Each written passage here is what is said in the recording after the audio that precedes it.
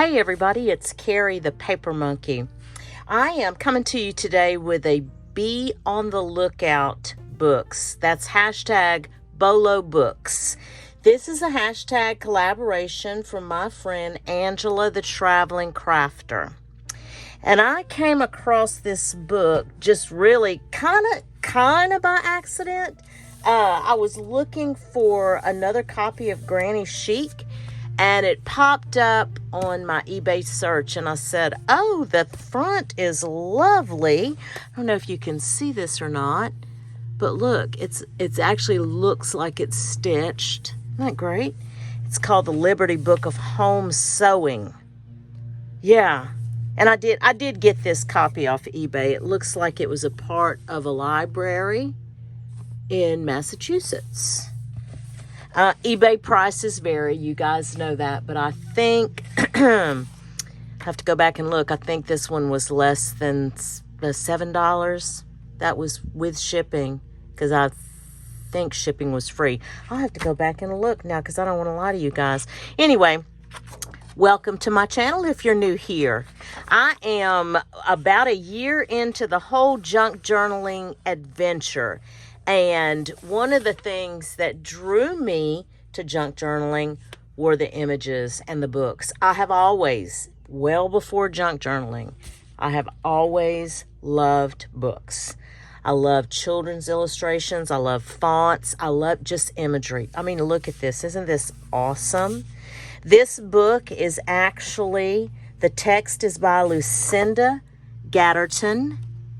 The photography is Kristen Perers, P-E-R-E-R-S. Illustrations by Richard Merritt. It's a Chronicle Books company out of San Francisco. I don't know what year this is. Let me see. Isn't that William Morris-like? Isn't that something? Yeah, this is lovely. Now, this is not a matte finish, but it's not so glossy that you can't work with it. Let's see what the copyright, let's see, it's on 160. Let's see what it says.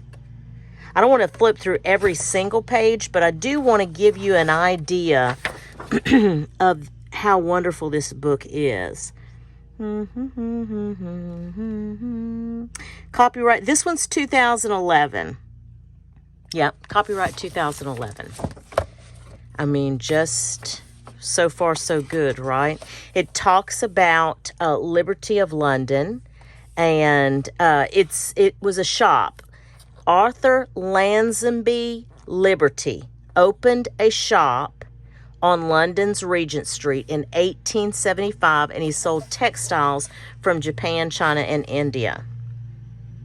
So I'm sure back in 1875, he was the shop to go to.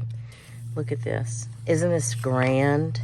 Oh my goodness. It talked a little bit about William Morris too also. Let me see if I can find it real quick for y'all.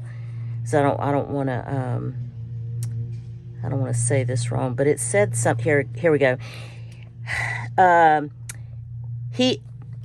Author approached Thomas Wardell, who was the dryer and printer who had earlier collaborated with William Morris on redeveloping vegetable dyes.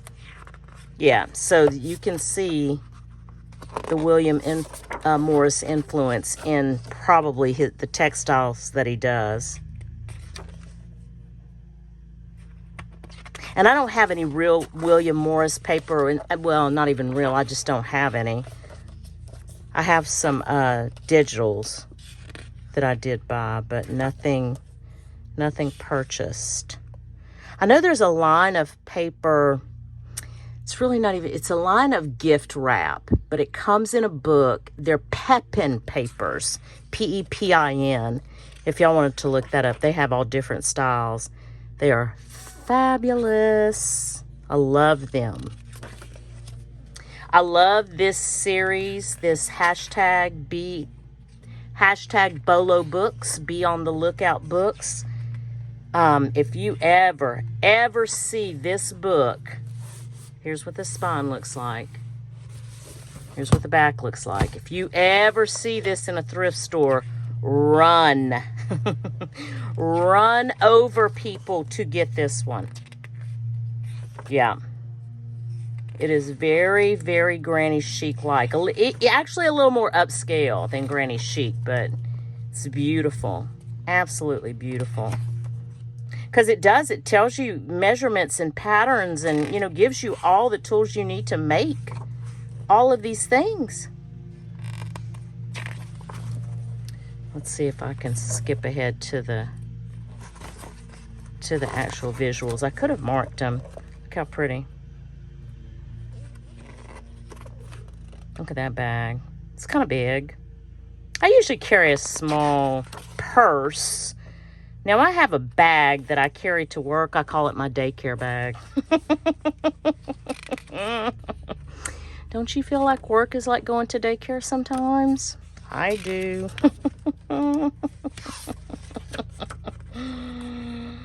Just a joke, work family. Just a joke. Yeah, look at this. So simple and yet so beautiful. Let's see.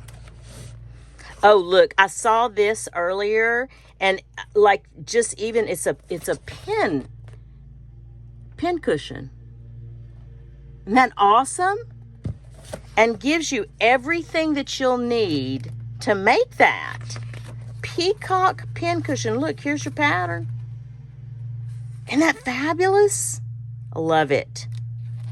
Love it. Let me see if it tells me the price here.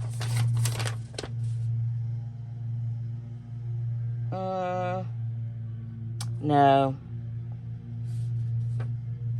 No, I'd have to look it up.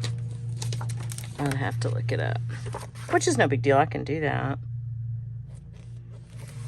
Oh, look how fabulous. Book covers. Oh, don't tempt me. Oh my goodness.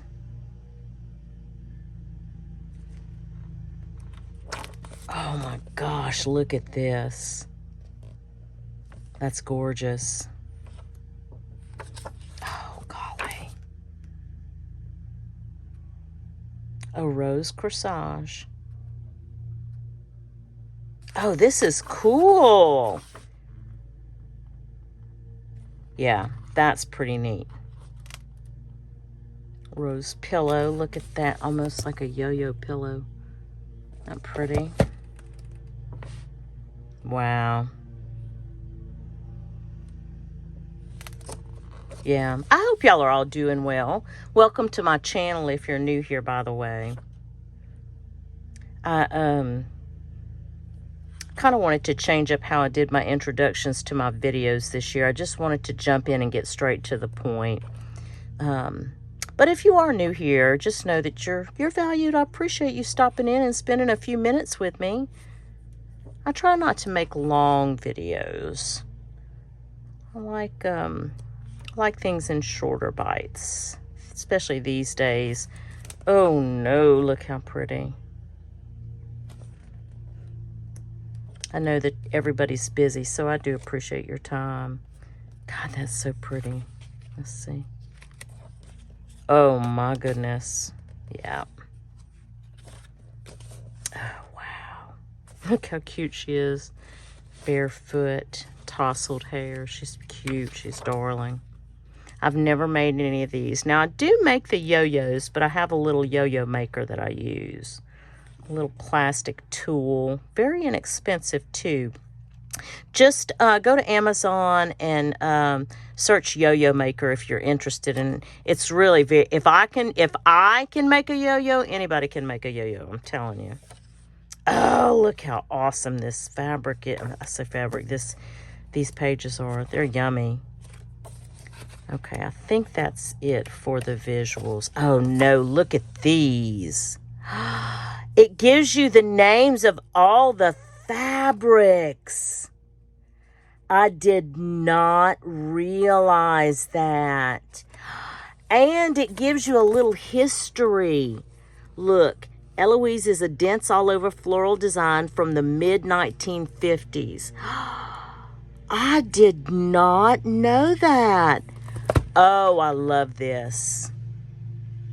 Wouldn't these make excellent tags? I mean, even though they're tall, you could cut them in half and then do them like this, back to back like this for a sewing journal. Wouldn't that be fabulous? Oh, I did not know this had this in it. Wow. Yeah. This is a must-have. This is a must-have. That's going to be it for today, guys. I really did just want to share this. This is hot off the press. I just got it in the mail yesterday. And didn't have a chance to even look all the way through to the back. So I'm glad that was a pleasant surprise in the back of this book. Glad that you guys came along with me. Now I'll share one more thing with you that I've been working on this weekend. I've never made a fabric tag. And so in looking through this book, I was inspired and I said, I'm just going to do it. I'm just going to do it. I mean, if I mess up, I mess up. I have tons of fabric. So all I did was I had this is actually it's cardstock, of course, but it was some old, I don't want to call it stationery because it wasn't stationery. It was like some type of pamphlet that they were throwing out at a previous job I had. I got a whole box of it and it's all stark white. And it had some writing on the other side of it. And I said, well, this is the perfect time to use that. So all I did was I cut my fabric into strips. Let me show you.